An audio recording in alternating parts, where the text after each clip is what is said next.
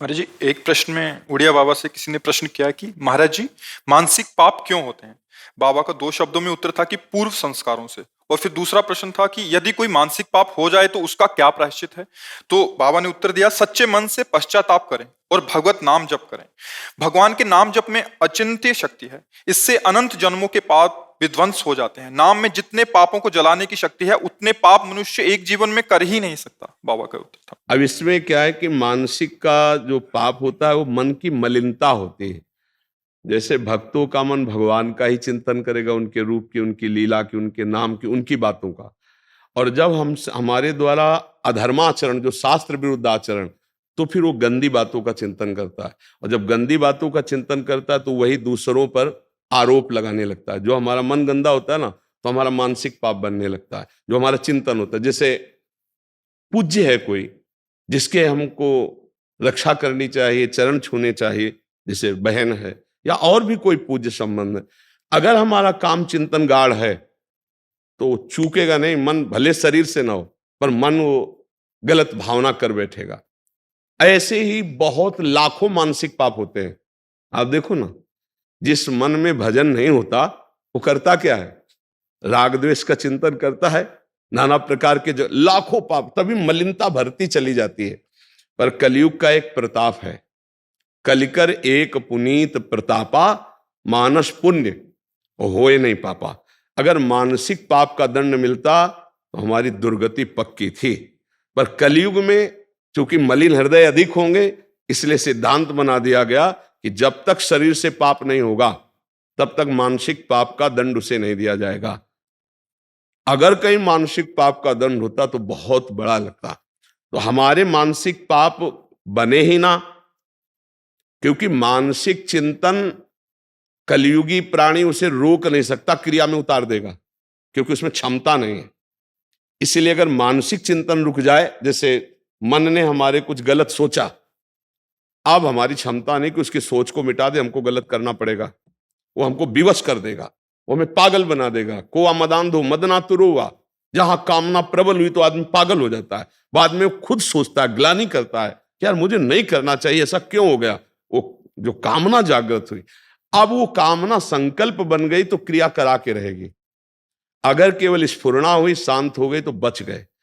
तो स्फुरणा ही ना हो, इसके लिए कोई उपाय? तो बाबा कह रहे नाम जप।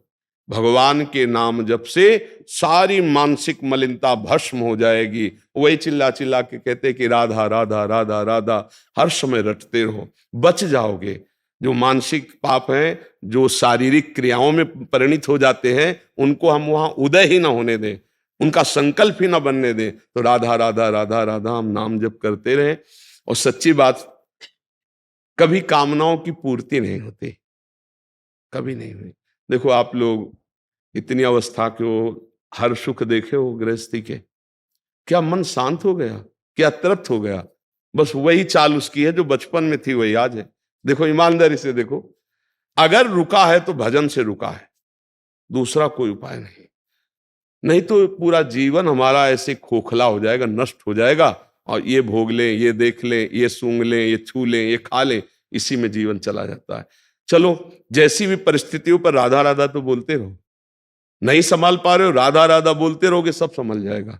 नाम जप में बड़ी सामर्थ्य है भगवान का। और एक बात बाबा कह रहे हैं कि तुम चिंता ना करो, अगर आगे पाप तुमसे ना बने, ऐसा तुम भजन कर लो, ऐसा अपना आचरण सुधार लो, तो कह रहे तुम्हारे सारे पाप नष्ट हो जाएंगे। इतने पाप तुम कर ही नहीं सकते जितने नाम में पाप नाश की सामर्थ्य है। महाराज जी, एक इसमें बाबा कह रहे हैं कि नाम जप में अचिंत्य शक्ति है। अचिंत्य का तात्पर्य होता तुम सोच भी नहीं सकते कि उसमें कितनी सामर्थ्य है। अरे जब भगवान को अधीन कर लेता है नाम जपक, तो और तो बात है। सुमीर पवन सुत पावन नामू, अपने बस करी राखे रामू। भगवान को अधीन कर लिया तो और शक्ति की क्या बात। और भगवान भी नाम की महिमा को नहीं पूर्ण रूप से गाए। वो कहूं कहाँ लगी नाम बढ़ाई, और राम न सके नाम गुण गाई। इसलिए अचिंत शक्ति। स्वयं भगवान वर्णन करना चाहे तो वो नाम की महिमा का वर्णन नहीं कर सकते। नाम जापक भगवान अजित को अपने अधीन कर लेता है, तो अचिंत शक्ति नाम की है कि आप सोच भी नहीं सकते कि नाम जप से क्या क्या हो सकता है। इसलिए निरंतर नाम जप का जो अभ्यास है वो अचिंत शक्ति को जागृत करता है। थोड़ा बड़ा तो लगभग लगभग जो थोड़ा सात्विक है वो तो जपते हैं, करते हैं, पर बात बनेगी निरंतरता में। कोई श्वास टूटे ना, छूटे ना नाम में।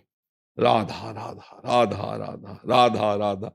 जब श्वास ऊपर जाए तो राधा, श्वास नीचे आए, श्वास श्वास नाम जपे तो दुविधा रहा है न कोई, अर्थात निश्चित भगवत प्राप्ति हो जाएगी। और ये कलयुग है, इसमें और साधन नहीं होने वाले, पक्का। ये कलिकाल मलायतन मन कर देख विचार, श्री रघुनाथ नाम बिन नाही नान आधार। जो नाम जप नहीं कर रहे हैं तो अन्य कोई साधन इतने प्रबल कलयुग में सिद्ध नहीं हो जाते कि वो भगवत प्राप्ति करा दे। इसलिए नाम जप, जैसे यज्ञ है भगवान की प्राप्ति का उपाय है। बताओ, पहले राक्षस लोग यज्ञ को नष्ट करने के लिए हड्डी या मांस डाल देते, थोड़ा वो भ्रष्ट हो गई यज्ञ। विश्वामित्र जी इसीलिए तो श्री राम जी को साथ की निशाचर। अब आप घी बाजार से खरीदो और उसमें चर्बी मिली हो तो यज्ञ होगी? होगी नहीं। सामग्री कहां से आएगी? यज्ञ सामग्री, जौ धान्य आदि जो पवित्र चाहिए। अब केमिकल डाले जाते हैं अनाज प्रकट करने में, वो पवित्र थोड़ी माने जाते हैं। ऐसे केमिकल, ऐसी खादें हैं जिनका रस जाता है उसमें, वो अपवित्र हैं। इसीलिए बड़े बड़े रोगों की बाहुल्यता देखो हो रही। कैंसर तो पहले सुना ही नहीं, कभी कोई ऐसे करोड़ों में किसी एक को पहले। अब तो बुखार की तरह है, जैसे बुखार नहीं उनको आया फिर उनको आया, ऐसे कैंसर बढ़ रहा है क्योंकि अन्न दूषित हो रहा है। तो जब हविष्यान्न दूषित है तो हम कैसे यज्ञ करें? कलयुग में यज्ञ सिद्धि बड़ा मुश्किल है भाई। बड़ा शुद्ध घी हो और शुद्ध हविष्यान्न हो और शुद्ध मंत्र बोलने वाले हो, शुद्ध मंत्र हो, आराधना तप हो, तब यज्ञ तो बड़ा कठिन। अच्छा, ध्यान आंख मूंद के देख लो, अंधकार के सिवा क्या दिखाई देता है? शांत होके बैठो तो प्रपंच पूरा चलने लगता है अंदर, क्या ध्यान लगेगा?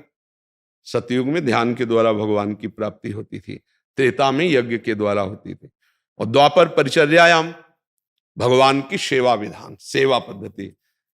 अब आप बाजार से मिठाई लेने गए हो, सैकड़ों लोग वहां खरीद रहे हैं, बेचने वाला कितना हाथ पवित्र है पवित्र उससे मतलब नहीं, बनाने वाला हो सकता है मसाला सुपारी खा के बीड़ी पीते हुए बना रहा हो, क्या स्थिति है पता नहीं।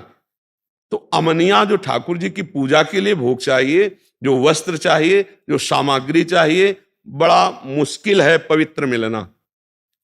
अब लघुशंका करके दुकानदार आया, अब हाथ धो के आचमन करके ये प्राय खड़े खड़े लघुशंका की और आके फिर, तो अपवित्रता अगर वस्तुओं की है तो हम कैसे ठाकुर को सेवा करके रिझा लें? पवित्र पदार्थ, दूध ले रहे हैं हम और उसमें केमिकल्स का बना हुआ है, पनीर ले रहे हैं, कौन सा भोग लगावें? हर घर में गाय तो नहीं पाली जा रही ने, तो सेवा पद्धति ठाकुर की कैसे होगी? गाय के दुग्ध से स्नान कराया, गाय के घी से बने हुए पकवान सुंदर भोग लगाए, भगवान की आरती होता है, कहाँ है? कोई बिरला ही नहीं। तो अब कहाँ सेवा भाव कि हर घर में 2-4 गाय हैं और उनको अब तो आधुनिकता, ट्रैक्टर का जमाना, तो हम भगवत सेवा के बल से भगवान को प्राप्त कर ले, ये भी बड़ा कठिन हो गया। ये द्वापर में था, द्वापर में परिचर्यायाम।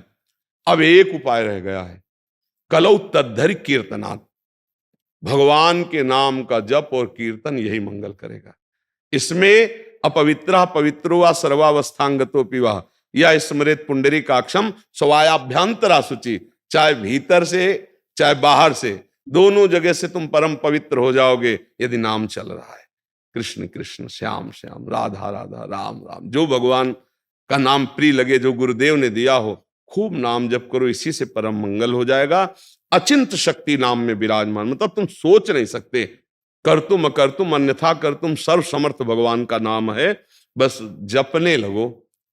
जैसे गरीब आदमी 1-1 रुपया जोड़ता है, ऐसे राधा राधा राधा राधा राधा राधा, चाहे नहाए हो या ना नहाए हो, अपवित्र पवित्र हुआ, शौच में बैठे तो भी अंदर अंदर जप रहे राधा राधा राधा।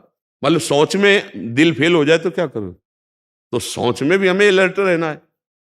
शौचालय में गए, राधा राधा, नाम के लिए कोई निषेध नहीं, मंत्र के लिए निषेध, मंत्र नहीं जप सकते, नाम को कहीं भी जप सकते हो। अपवित्रा पवित्रो वा, चाहे पवित्र हो चाहे पवित्र हो, तो खूब नाम जप करे तो शारीरिक मानसिक सब पापों से मुक्ति मिल जाती है और भगवान हमें अपनी शरण में ले लेते हैं। हमारा आवागमन जो जन्म मरण का चक्र है इससे छुटा देते हैं।